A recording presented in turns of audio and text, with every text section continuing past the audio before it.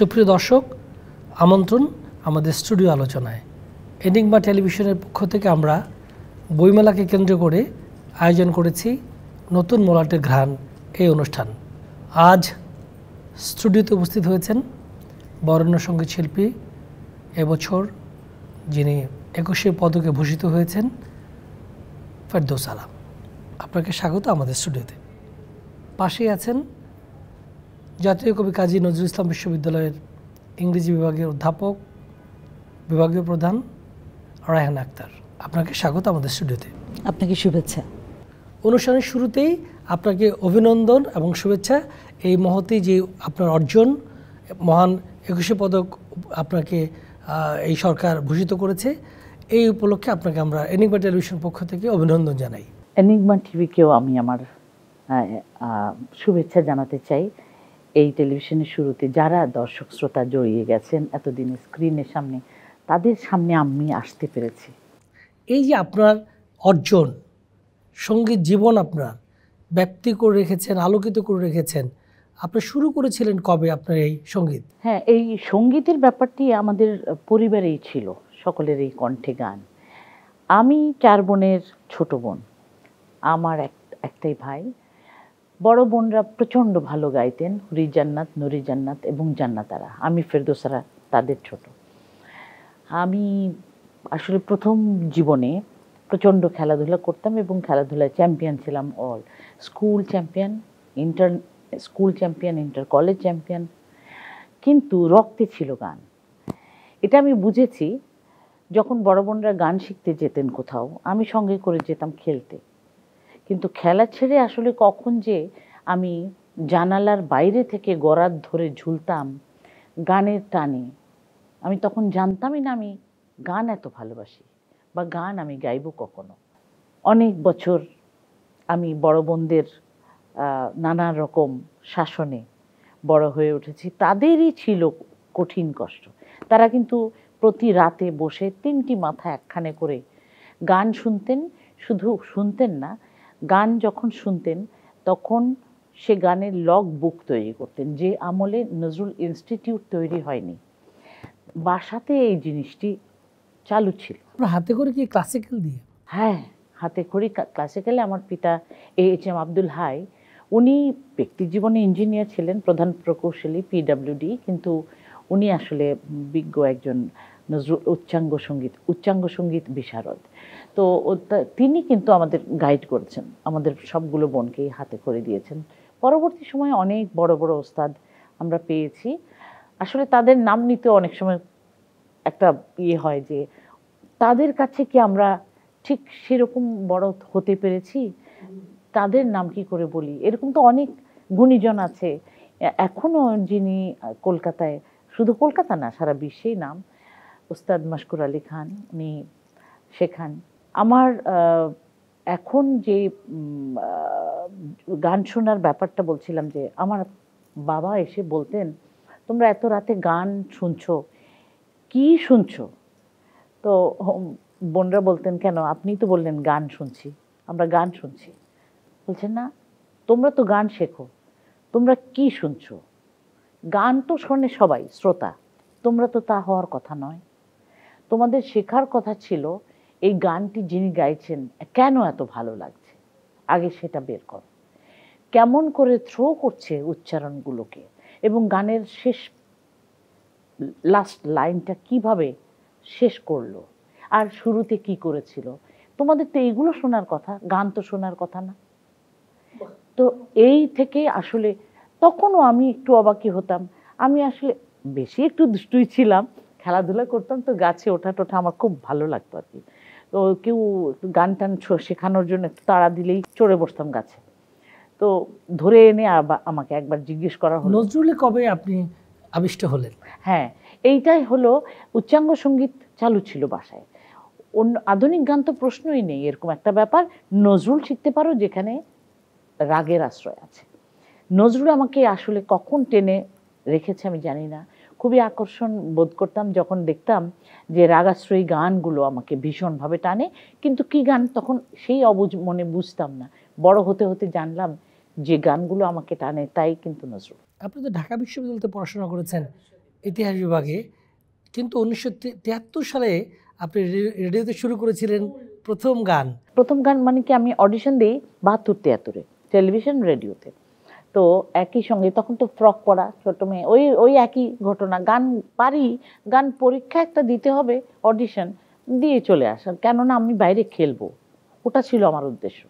ওখানে হাজার হাজার স্টুডেন্টসের মধ্যে পাশ করেছে হয়তো 2-3 জন, তখন কিন্তু অনেক কড়াকড়ি ছিল, ভেটো সিস্টেম ছিল। তো প্রথম যে গানটা করলেন, আপনার সেদিনের কথা মনে আছে? অবশ্যই, এটা তো জীবনে ভুলবার নয়। কি গান ছিল? প্রিয় এমন রাত যেন যায় না বৃথায়। আমরা একটু শুনতে পারি দর্শকদের জন্য। দর্শক, আমরা 1973 সাল রেডিওর যেই গানটা শুনেছিলাম, গানটা করেছিলেন তিনি, সেই গানটা একটু শুনতে চাই। প্রিয় এমন রাত যেন যায় না বৃথায়, পরিচাপা রঙের শাড়ি, খয়েরি টিপ জাগি বাতায়নে ঝালি, আঁখি প্রদীপ মালা চন্দন দিয়ে মোর থালা সাজাই, মালা চন্দন দিয়ে মোর থালা সাজাই, যেন যায় না বৃথায়, যেন যায় না বৃথায়, প্রিয় এমন রাত। বাহ বাহ, চমৎকার। রায়হানা আক্তার, আপনি জাতীয় কবি কাজী নজরুল ইসলাম বিশ্ববিদ্যালয়ে ইংরেজি বিভাগে অধ্যাপনা করছেন, গবেষণা করছেন। এই যে নজরুলকে নিয়ে যেই বিশ্ববিদ্যালয় হলো, আপনি সাহিত্য বাংলা বিভাগ রয়েছে, সঙ্গীত বিভাগ রয়েছে, সেখানে সেই নজরুলকে আমরা কতখানি এই বিশ্ববিদ্যালয়ে পাই? ধন্যবাদ আপনাকে। আমাদের যে বিশ্ববিদ্যালয়, সেখানে এই মুহূর্তে 25টি বিভাগ চলমান। এই 25টি বিভাগে আমরা একটা কোর্স পড়াই, এটা আমাদের একটা ফান্ডামেন্টাল কোর্স, নাম নজরুল স্টাডিজ। এই কোর্সটা 3 ক্রেডিটের, 100 মার্কসের। এটা আমরা ফার্স্ট ইয়ারে অথবা সেকেন্ড ইয়ারে ফার্স্ট সেমেস্টারে করিয়ে ফেলি। এতে করে বিভিন্ন বিভাগে, কম্পিউটার সায়েন্স বলি বা অন্য যে বিভাগগুলো আছে, তারাও কিন্তু নজরুল সম্বন্ধে একটা ধারণা লাভ করতে পারে। কি আছে এই কোর্সে? এই কোর্সে আমরা নজরুল উপন্যাস পড়াই, নজরুল গল্প পড়াই, কিছু কবিতা পড়াই। একটা নজরুল সম্বন্ধে একটা সামগ্রিক ধারণা দেওয়ার জন্য আমাদের এই কোর্সটা আমরা প্রণয়ন করেছি। আর এছাড়া নজরুলকে নিয়ে কোর্স আমার বিভাগে 2টো কোর্স আছে, নজরুল স্টাডিজও আছে, নজরুল সাহিত্য নামে 2টো কোর্স আছে। বাংলা বিভাগে নজরুল নিয়ে পড়ানোই হয়। কাজেই ওনার নামে যে বিশ্ববিদ্যালয়টি হয়েছে, সেখানে নজরুল পাঠ আছে বলে মনে করি নামকরণটা সার্থক। বাহ, এটা একটা দারুণ উদ্যোগ। এই যে প্রতিটা বিভাগেই পড়ানো, সায়েন্স ফ্যাকাল্টি, কমার্স ফ্যাকাল্টি, এটা তো অবশ্যই একটা ইতিবাচক দিক। হ্যাঁ, অবশ্যই। আর সবচেয়ে বেশি আমার তাৎপর্যপূর্ণ মনে হয়, কাজী নজরুল ইসলাম যে আমলে এই দেশ ভাগ হয়নি, তখনও তিনি কিন্তু এসে দরিরামপুরে ত্রিশালেই স্কুলে পড়েছেন। এরপরেই ব্রিটিশ বিরোধী আন্দোলনে তিনি কিন্তু নেমে গেলেন। আমাদের অবাক লাগার বিষয়, এতটুকু একটা বয়সের মানুষ কি করে এতটা সজীব, সতেজ এবং উদ্দীপনাময় হতে পারে যে স্কুলের ফাইনালটা না দিয়ে তিনি কিন্তু ছুটে চলে গেলেন সেই যুদ্ধে, এবং তারপরে এসেই ব্রিটিশ বিরোধী আন্দোলনে লেগে গেলেন। এবং সর্বোপরি তিনি অন্যায়, অত্যাচার, সকল নিপীড়ন, সমস্ত বৈষম্য, এমনকি সামাজিক, ধর্মীয় নানান ধরনের যে বৈষম্য, অরাজক অবস্থার সবসময় তিনি জোরদার উচ্চস্বরে তিনি সর্বোপরি সর্বহারাদের পক্ষে তিনি যেভাবে লড়লেন, সারাটি জীবন দিয়েই অসাম্প্রদায়িকতার প্রমাণ দিয়ে গেলেন। এটি আমার কাছে অবাক লাগে এই কারণে যে তার সামনে তো কোনো আদর্শ ছিল না, তিনি নিজেই পথ দেখিয়ে গেছেন আমাদের। রায়হানা আক্তার, আপনি এই যে অনুবাদগুলি যে আমরা হচ্ছে নানান রকমের, আমরা ইংরেজি সাহিত্যে যেহেতু শিক্ষক, বিদেশি ভাষা থেকে বাংলায় অনুবাদ করা এবং আমাদের সাহিত্যকে বিদেশিদের কাছে আন্তর্জাতিক মান নেওয়ার জন্য অনুবাদ অত্যন্ত গুরুত্বপূর্ণ ভূমিকা পালন করে। নজরুলের যেই সাহিত্য, সঙ্গীত, অন্যান্য কৃতকর্ম, সেগুলিকে আমরা যথাযথ অনুবাদ করতে পেরেছি? যথাযথ বলবো না, আমি বলবো যে শুরু করেছি আমরা।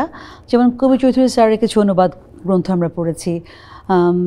আমাদের বাংলা একাডেমির মহাপরিচালক ছিলেন কবি নুরুল হুদা, উনিও তো ইংলিশে ট্রান্সলেট করেছেন নজরুল কাব্য। এবং আমি দেখেছি যে আমেরিকাতে নাশিদ কামাল কিছু করেছেন। জি, উনি কিছু করেছেন। এবং আমেরিকাতে ল্যাংলি, উনি নজরুলকে নিয়ে কাজ করছেন।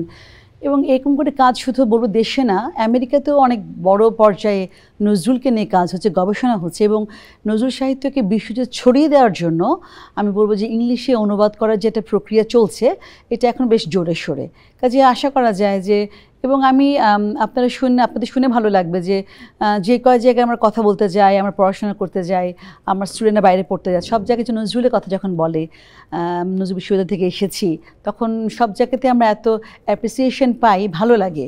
নজরুল শুধু এখন আমাদের কবি না, নজরুল শুধু আমাদের সাহিত্যিক না। নজরুল বিশ্ববিদ্যালয়ে কেমন কোনো উদ্যোগ রয়েছে তার তার কৃতকর্ম গানগুলি? আমাদের নজরুল বিশ্ববিদ্যালয়ে একটা ইনস্টিটিউট আছে, নজরুল ইনস্টিটিউট। সেখান থেকে কিন্তু প্রতি বছর আমরা কিছু শিক্ষার্থীকে আমরা গবেষণা করার জন্য একটা অনুদান দিই। এই গবেষণাটা করাই মূলত শিক্ষার্থীকে দিয়ে, নজরুল সাহিত্য, নজরুলের বিভিন্ন কর্ম, তার জীবন, সব কিছু নিয়ে একটা গবেষণা। এতে করে যেটা হয়েছে, আমি একটু আগে আপনাকে বলেছি যে এই গবেষণার অনুদানটা শুধুমাত্র কিন্তু বাংলা সাহিত্য বা ইংরেজি সাহিত্যের ছাত্রছাত্রীরা পাচ্ছে না, 25টি বিভাগ থেকেই যারা কম্পিট করে, যারা প্রজেক্ট দেয়, যেটা সেগুলো মানসম্মত হয়, এরকম আমরা গত বছর 50 জনকে আমরা অনুদান দিয়েছি গবেষণা করার জন্য। আমরা চাই যে এই গবেষণাটি শুধুমাত্র সাহিত্যের শিক্ষার্থীরা না, সকলে মিলে করবেন। নজরুল আমাদের সকলের, এই বোধ থেকে সমস্ত এরিয়া থেকে আমরা ছাত্রদের, শিক্ষার্থীদের গবেষণার জন্য অনুদান দিই, এনকারেজ করি এবং আমরা সুপারভাইজ করি। এই ক্ষেত্রে আমার একটু বলার আছে, সেটা হচ্ছে যে অবশ্যই আমি জানি আপনি যথার্থই প্রশ্ন করেছেন একজন প্রফেসরকে, আর আমার কাছে আসবে নিশ্চয়ই গানের কথা। তাই আমি আগেই বলবো, গান এমন একটি ব্যাপার, এটা কিন্তু আমাদের কৃষ্টি কালচারের সঙ্গে জড়িত, সংস্কৃতিটা। তো গান, বাংলা ভাষায় বাংলা প্রেম, বাংলাদেশের মানুষের প্রেম, বাঙালির প্রেম, সে কিভাবে প্রকাশ করছে, সেই মানুষটি বা সেই নারীকে নিয়ে যদি হয়ে থাকে, যেমন ভাওয়াইয়া ভাটিয়ালি যেই জায়গার, সেই সব গানগুলোকে যখন অনুবাদ করে গাইবেন, ডক্টর নাশিদ কামাল যেটা করেছেন, খুবই অ্যাপ্রিসিয়েট করি। উনি চেষ্টা করছেন। তো এরকম কিন্তু লেখা যেমন অনুবাদ করে পড়ে বোঝা যায়, গানকে একটু কঠিন। এই জন্যই যে যখন আপনি ইংলিশ জিনিসটা বলছেন আর বাংলা গান এশিয়ান টাইপ স্টাইল বা ওইসব দোতারার বা বাঁশির কাজ, অটোমেটিক্যালি দুটো ভিন্ন ব্যাপার, রস এবং তার বোধ একটু ভিন্নতা তৈরি হয়। তো আমার মতে এইসব ক্ষেত্রে তাহলে কি করা, গানই তো আসলে মানুষকে জয় করে নেয় খুব তাড়াতাড়ি।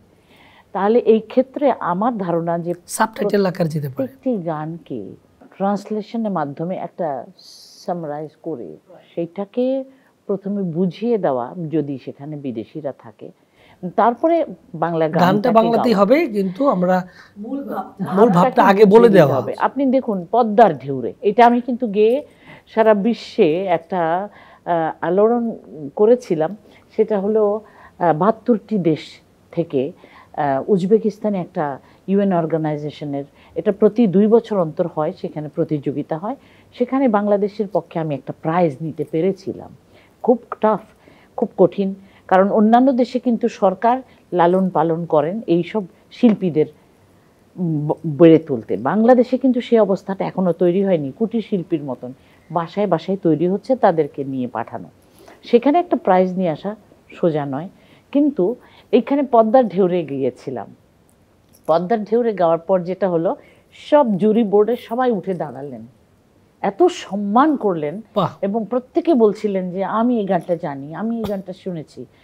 মোট কথা হচ্ছে গানটার সাথে তারা পরিচিত, একটা ফোক বেসড গান, কিন্তু গানের যে ভাবাবেগ, পদ্মার ঢেউরে মোর শূন্য হৃদয় পদ্ম নিয়ে যা, এখন মোর শূন্য হৃদয় পদ্ম নিয়ে যা, এইখানে তাহলে কি দাঁড়ালো, শুধুমাত্র ফোক নেই, এখানে কিন্তু একটা অবলা নারীর তার যে সামাজিক অবস্থান, তার হাজবেন্ড হয়তো সেখানে নেই, সেই দেশে নেই, তিনি বিদেশে কোথাও চাকরিতে গেছেন বহুদিনের জন্যে, এই সব রমণীর আহাজারির বুকের ভালোবাসার কথা বা শূন্যতার কথা বলতে চেষ্টা করেছে। এখন এই ভাবাবেগ ইংলিশে কি করে আসে? এটা অনুবাদে ধরা কঠিন, খুব কঠিন।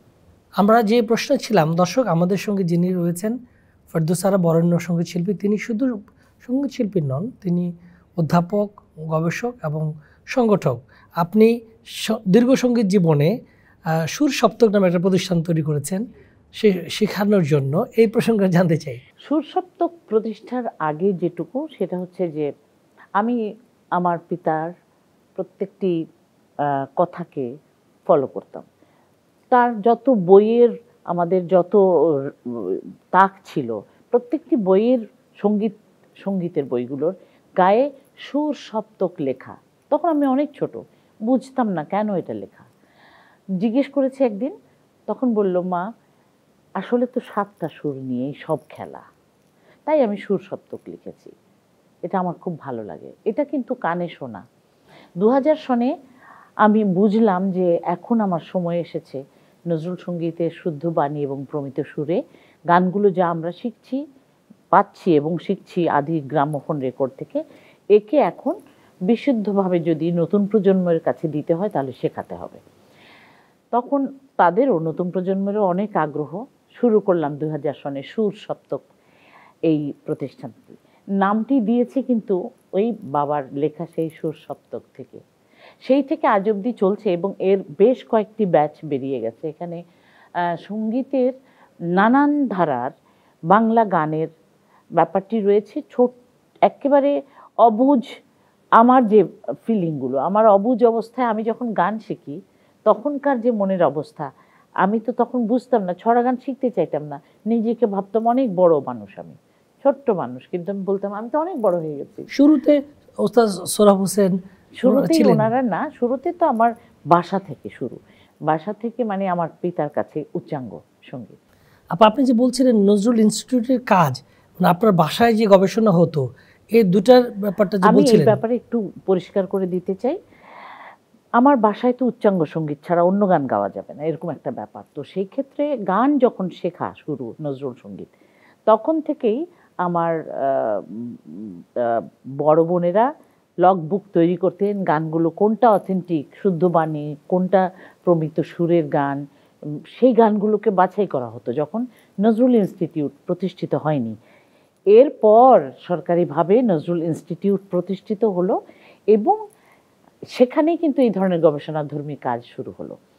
এই কাজটি আমার জন্য কতটা সহজ হলো, বড় বোনদের ওই গবেষণাধর্মী গান যেহেতু ছোটবেলা থেকে শিখেছি, অনেকটাই সহজ হয়ে গেল আমার জন্য। কারণ নজরুলের গান কিন্তু প্রচুর কষ্টসাধ্য শেখা, কারণ শিখে যদি না আসে কিছু গান আপনার নতুন শিখে গাওয়া যাবে না। হ্যাঁ, তো এইরকম গান খুব অবলীলায় গাইতে পারি। আমি জানি না আমি কতটাই সহজভাবে গাইছি, কিন্তু বোঝা যেত এটা চর্চা আছে। এর মানে হচ্ছে যেহেতু বাসায় ছিল। এবারে নজরুল ইনস্টিটিউটে যখন থেকে ক্লাস শুরু হলো, ঠিক তখন থেকে আমারও শেখা শুরু। ওস্তাদ সুধীন দাস, সোহরাব হোসেন এবং এই বোর্ডের মধ্যে ছিলেন আমাদের ফিরোজা বেগম, আরও অনেকে নামকরা সব। তারপরে আমরা যখন শিখতে শুরু করি, আমার বড় বোন জান্নাতারাও ছিলেন, নীলফার ইয়াসমিন ছিলেন, তখন শবনম মুস্তারিও আসতেন ক্লাসে, আমরা শিখতে আসতাম। এর অনেক কাল পরে যখন আমরা কিছু অর্জন করেছি, তখন আমাদের দিয়ে ক্লাস শুরু করানো হয়, আমরা টিচার হিসেবে শুরু করি। এরও পরে এখন তো সিনিয়র মোস্ট এইসব প্রশিক্ষণে। আর তো ঢাকা ইউনিভার্সিটি, ইউডা একটি প্রাইভেট ইউনিভার্সিটি, সেখানে আমি একটা জায়গায় যিনি জানতে চাই, আপনি তো জাতীয় কবি কাজী নজরুল ইসলাম যে ইনস্টিটিউট রয়েছে এখন, যেটা পরিবর্তিত নাম, এটা ট্রাস্টি বোর্ডে রয়েছেন। এই বোর্ডে এখন কি ধরনের কাজ চলছে? বোর্ডে তো মাত্রই শুরু হলো, আমাদের কয়েকটা মাত্র মিটিং হয়েছে।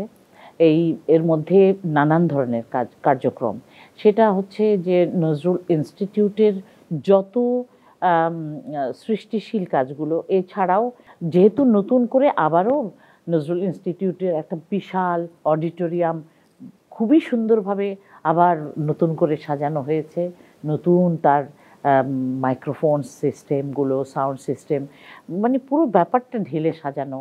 আর কাজী নজরুল ইসলাম যেই বাড়িতে এসে উঠেছিলেন এই ইনস্টিটিউটের অডিটোরিয়ামের ঠিক গা ঘেঁষে, সেইখানে একটা বিশাল অবয়ব উঠেছে। ইনস্টিটিউটের কার্যক্রম কি শুধুমাত্র ঢাকা কেন্দ্রিক নাকি সারা না, বাংলাদেশে রয়েছে? নজরুল ইনস্টিটিউটের বিভিন্ন কার্যক্রম বিভিন্ন দেশে রয়েছে, তবে এটাই প্রধান।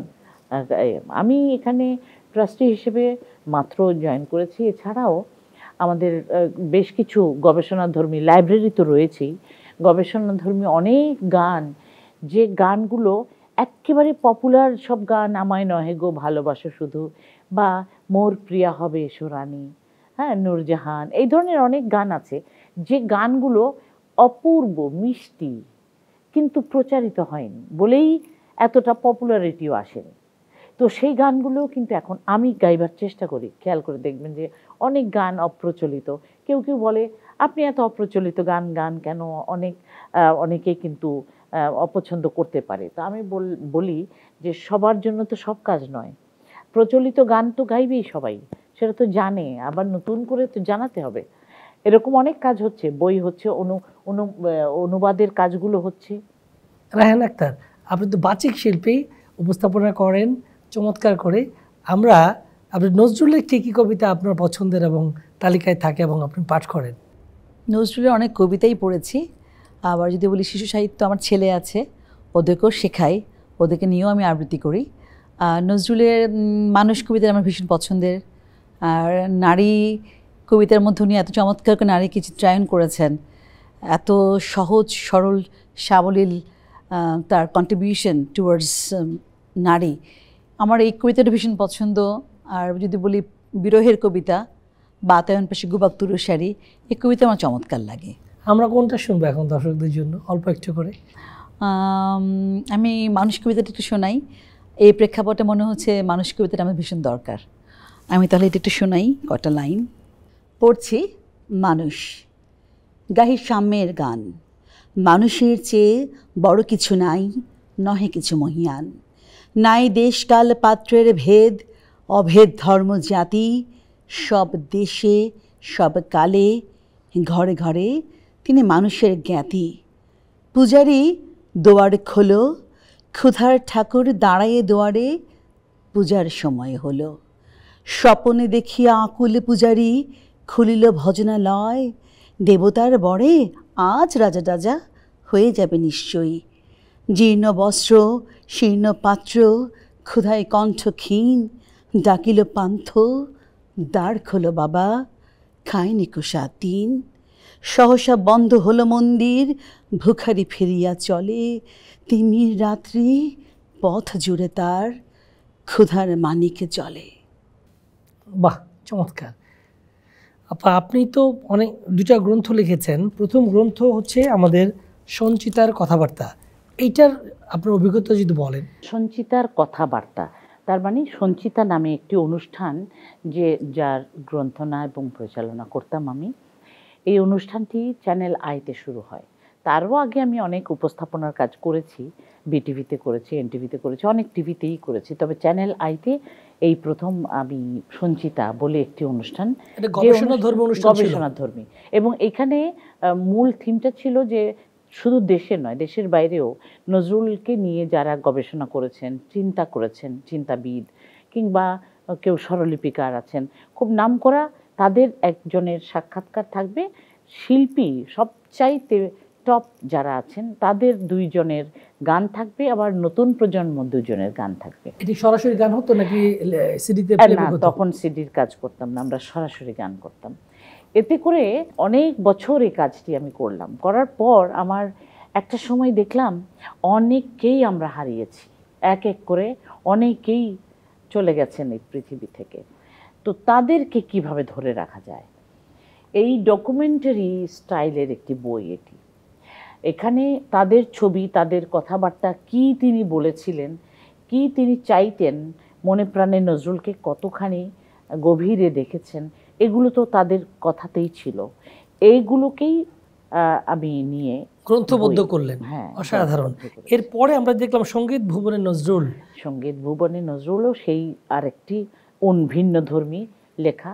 এখানে কাজী নজরুল ইসলামের বিভিন্ন ধারার, বিভিন্ন বয়সের, বিভিন্ন সময়ে যে চিন্তাধারা থেকে যেই কবিতাগুলো তিনি লিখে গেছেন, যেই কথাগুলো বলে গেছেন, তাকেই একটা সংকলিতভাবে লেখা। এই দুটো গ্রন্থ করেছেন। এখন কোন কাজ করছেন? লেখালেখির কাজটি বড় শ্লথ গতির। তো আমার ব্যাপারটি হচ্ছে এরকম, পরিবারে কিন্তু লেখার ব্যাপারটিও ছিল। আমার চাচাকেও বোধহয় নামটি বললে চিনবেন, ABM আব্দুস শাকুর। উনি ব্যক্তি জীবনে CSP অফিসার, কিন্তু উনি লেখালেখিতে অনবদ্য। বাংলা একাডেমি অ্যাওয়ার্ড 21 পদক পেয়েছেন। উনি পেয়েছেন ভারতীয় অনেক বড় বড় লেখালেখির জন্যে উনি অনেক পদক পেয়েছেন। তো বাসাতে এইগুলোর চর্চা ছিল।